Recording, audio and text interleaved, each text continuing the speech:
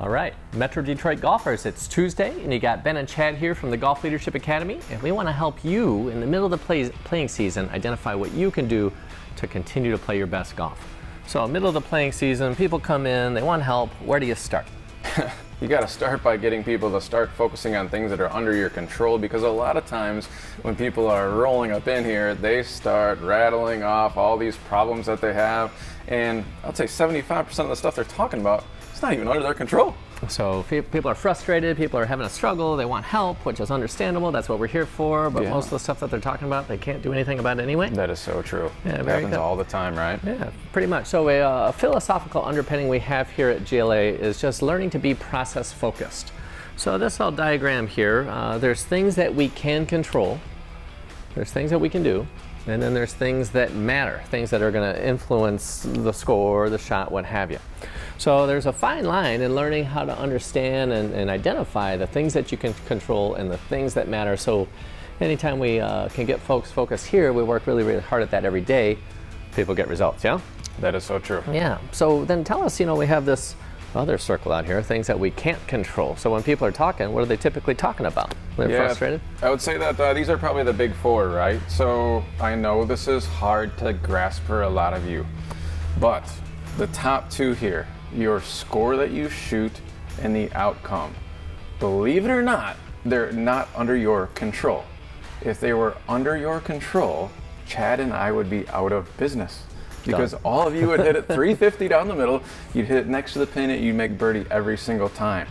So therefore, the score and the outcome, it's really important that you get your focus off of those things. Now, we're not saying that those two things don't matter. We know that they matter to you, but you have to get your attention off of the score and off of the outcome as you're going through your process to play your best golf. I think that's pretty wise. So you said something like the score matters, the outcome matters, the course conditions matter, the weather matters, the wind matters, but the problem is it's not under your control.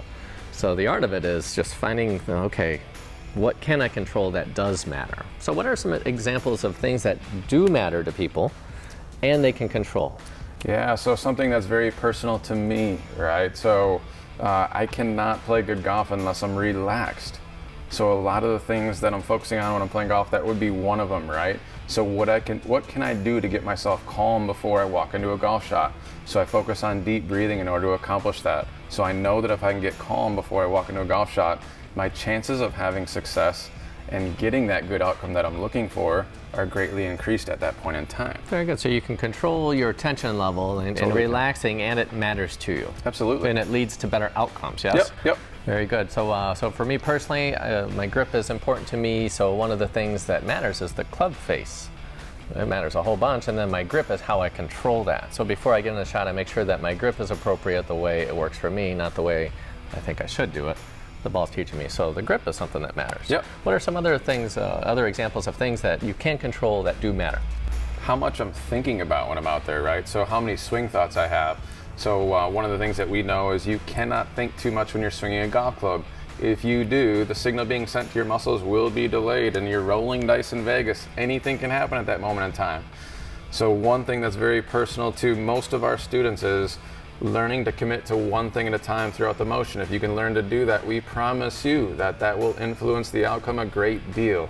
So making sure that I'm not overthinking when I'm swinging a golf club is something that really helps me play better. Yeah, so your intention, what you intend to do, matters. Yep. And then the quality of your attention on that intention matters. It's under your control, yeah? You got it. People ask us all the time, does club fitting matter? Absolutely.